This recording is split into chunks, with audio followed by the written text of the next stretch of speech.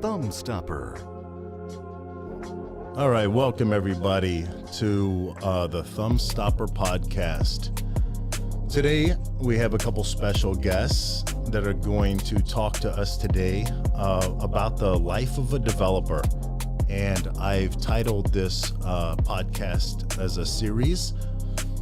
And the title is Fixing Problems Will Never End. And typically, if you're in the business of being a developer, that one will touch you. So, welcome, gentlemen. Today I have with me Jesse Koska and Rob Stanfield. Hey, this is Jesse. Robert. Jesse's got his crazy voice on. What do you mean? Okay, there it is. He's normal Jesse back. Oh, yeah, well. All right, so before we get started, just kind of a little tee up. I appreciate you guys taking some time to do a podcast.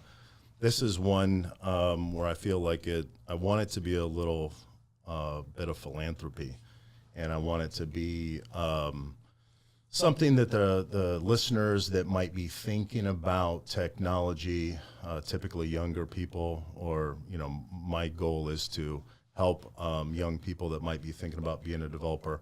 But before we get started, one question that I've had on my mind, and I've been around you guys for going on 20 years now, because that's been my life, is just at one point it was just myself and developers that were, fixing problems for, one vertical business or the next, is what's the difference between a developer and a vampire? I guess one sucks blood. One sucks blood. Yeah. Okay. Do you sleep? Not likely. Okay, so depends on if I'm in the middle of a problem. Okay, I'm done with the crazy questions. I just want to see how you react to the crazy stuff. It's about obsession, man. And I guess vampires would probably be very obsessed. They need their blood. Okay, so there's differences, but there's similarities between vampires and developers. Yeah. I mean, you don't see a vampire sleep, so there can be sleeplessness and having a busy brain. So Jesse, how many years have you been developing, writing code? Like and before you answer the question, I got to tell you, one of the most respected professions that I see out there that I've worked closely with, and I've worked with legal, accountant, operational, salespeople, developers, but I got to tell you, one of the hardest things to be to me as a developer, because you're constantly real developers, and I know there are developers out there that call themselves, but I'm talking about people that write code, deal with operational teams that give them things to do, that you deliver exactly what they're asking for, and then they come back to you and tell them that's not exactly what that you wanted, and so you have to take this physical product that you've built and you have to dismantle it, which is twice the work and it's demeaning. I'm talking about those developers. How many years have you been writing code and dealing in that world? 15, 16 years. And how'd you get started? I was a graphic designer, and at the time, I was working for a guy who ran his whole business in a 3-ring binder in the early 2000s, and I was like, I've dabbled a little bit in this. I think we could take your business and really make it automated if we just put it into the computer. And so beautiful. I just started writing a website for it. So you identified it, and I find that, the vampire analogy aside, a real analogy that I find in life working for the last 20 years alongside you, or developer, right, guys writing code, is that they're typically like mechanics. They're mechanically, inclined or minded. Is that a right assumption? Yep. Yeah, I would say. I mean, dude, when I was 5 years old, it was like, okay, so the keyboard, like the musical keyboard gift I got for Christmas was way cool.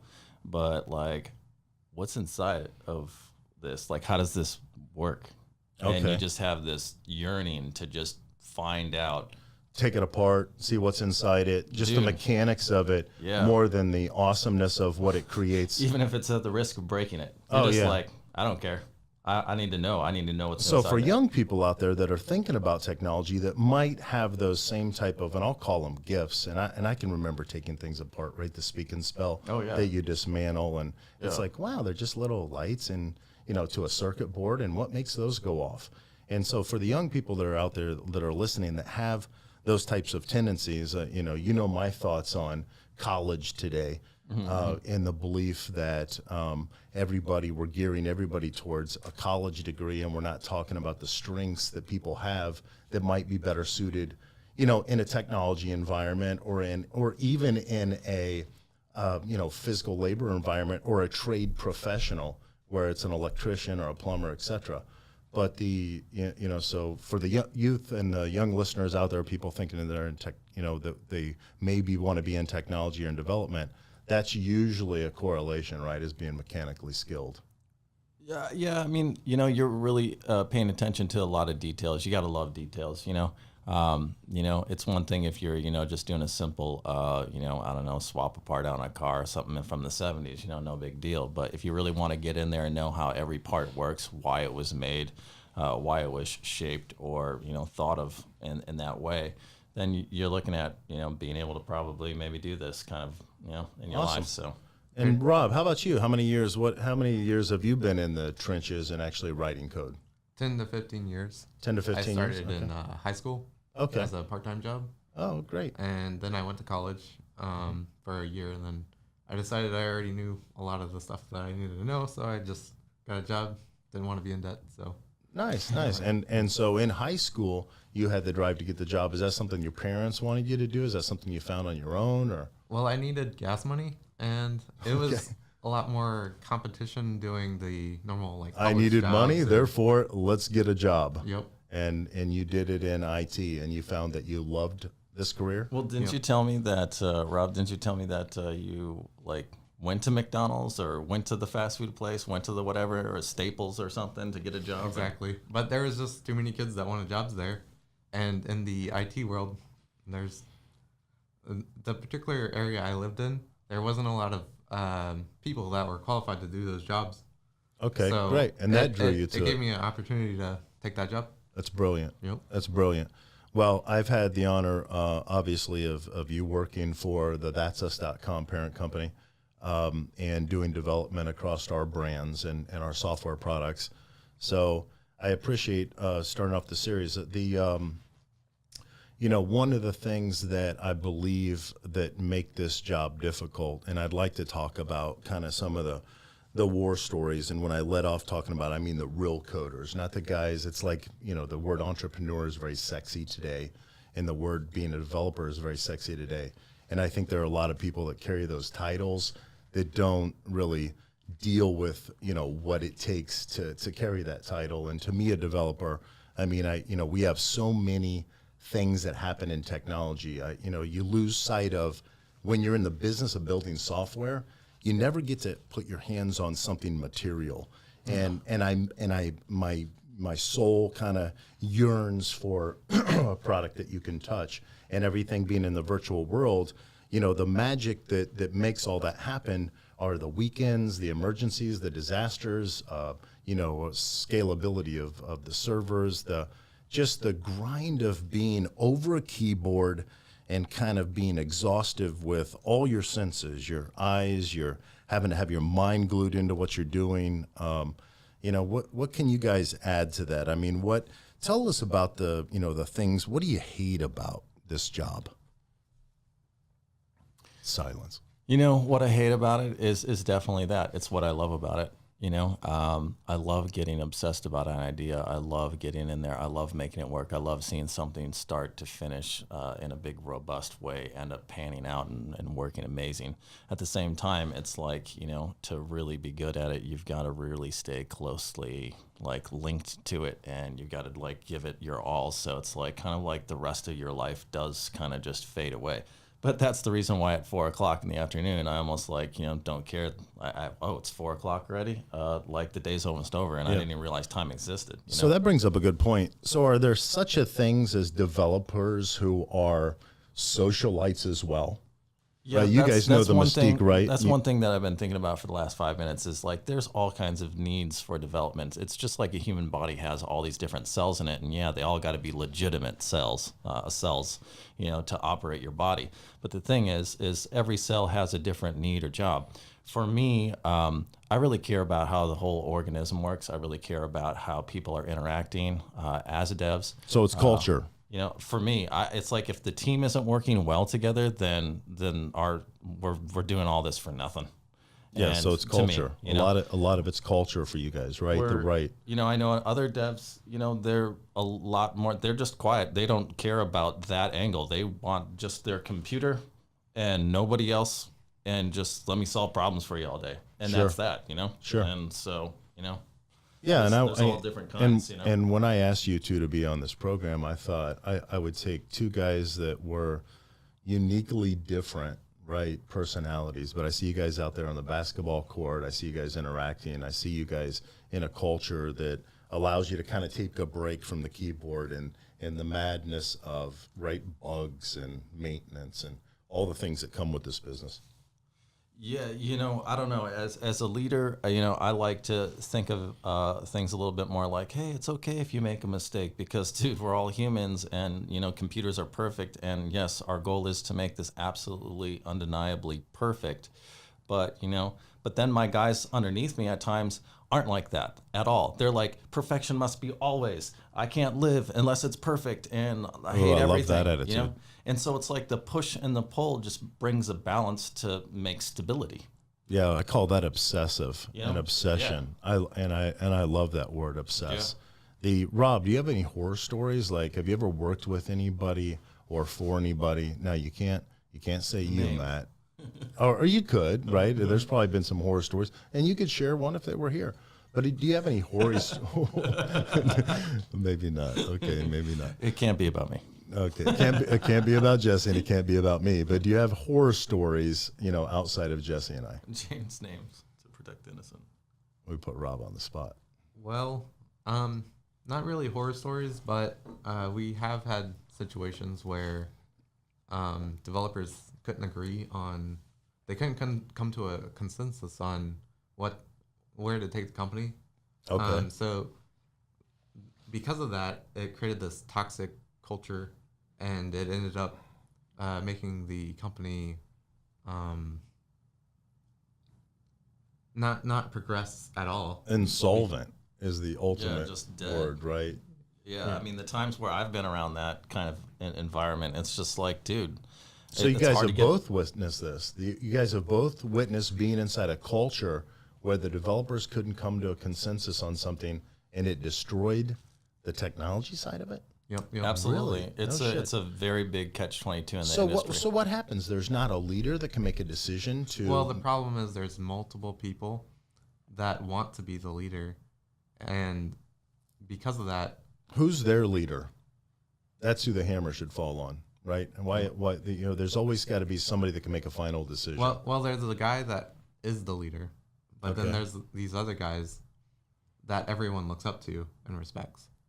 So, okay, gotcha. It's a very So we're weird back to culture. Well, you look at it and it's like, okay, if everybody's Formula One racing, right? Everyone on the team has such big responsibilities for their team alone, the sub team on the car, just about the wheels, just about the gas, the fuel. And so when you have the key guy in charge of it, he's got this dilemma when his gas team just revolts on him, you know, and says, you know, well, which might be the servers or server administration or whatever. And so he can't just fire him. I've got to tell you, I'm burning about, so I've been in this business for 20 years. We've been building software, and, you know, we've scaled from maybe a couple developers to many and of teams.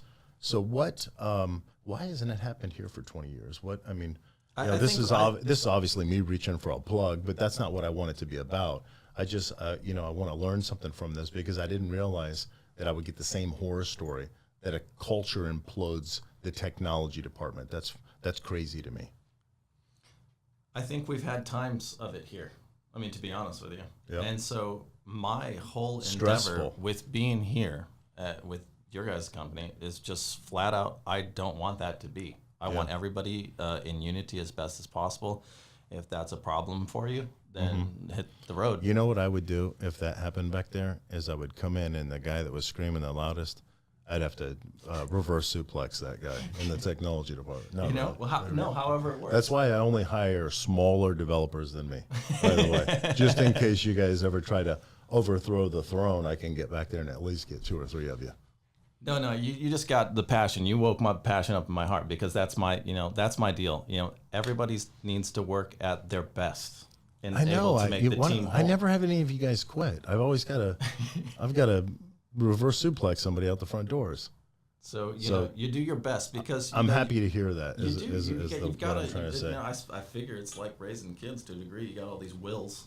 Yeah. You got all these wills in the room, and you got to make it so that they kind of all work together. Yeah, that's awesome. And it is true. It is, and it's funny you speak to the culture because one of the things I preach is that work's great, right? And we don't celebrate our victories enough. However, if you don't take the time off for yourself and your family and the people you want to be around, anything you do will burn you out. And coding is way beyond just doing anything in life, and it is stressful. And that's what I want this podcast series to be about. Is I'm going to be bringing in other developers. I'll be mixing and matching you guys into other teams of podcasts. But hopefully for the listeners out there and the young people that might be thinking about technology, you're going to hear some of the things that people might not necessarily always be honest about. And I thought some of these real stories could benefit you. Anything you guys want to add? What you were talking earlier about what was the worst aspect of programming.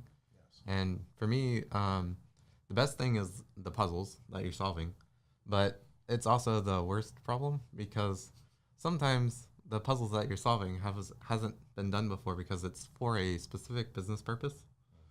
And how often do you run into that? Not very often because of my experience, but okay. So as a new developer, you're saying that it's like constantly trying to figure out puzzles that always don't have all the pieces, and you have to create some of those pieces. Sometimes you have to connect the dots. Holy shit, that's a great analogy. Dude, that was perfect. That's a great analogy. Appreciate it. And the thing is, you have to go out there and find this information online and then connect all the dots. It's so if you go to college or something and you learn how to use a binary tree or whatever, sure, you might be smart and you can solve algorithms or whatever, right? But you need to be able to connect those dots to the company's needs, and you need to be able to communicate with everyone in the company to.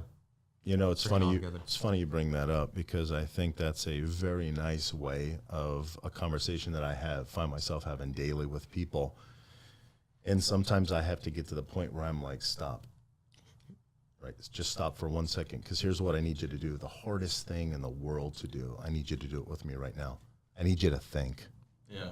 Right? Yeah. And that was a very nice way of saying that. And it's true. I find myself just in a world where I'm constantly asking myself, what made them do that?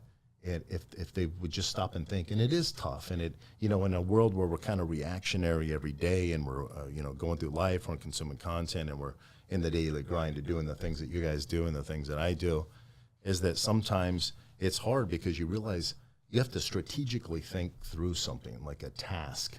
And when you're taking your job seriously, no matter what it is, coding, sales, etc., marketing, accounting, operations, human resources, you have to stop sometimes and think, and that's a tough thing for people to do. Yeah, you can't just stay in a pattern just because it's worked before, and get in a rut, basically. Especially with development, because it's just so much is changing, and you just got to find all the holes in the bucket. It's not just about the biggest hole in the bucket. Absolutely.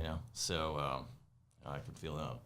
Yeah, good. Well, both you guys, this is your first podcast other than screwing around in here with me and listening to cool songs? Pretty much. Yep. Okay, awesome.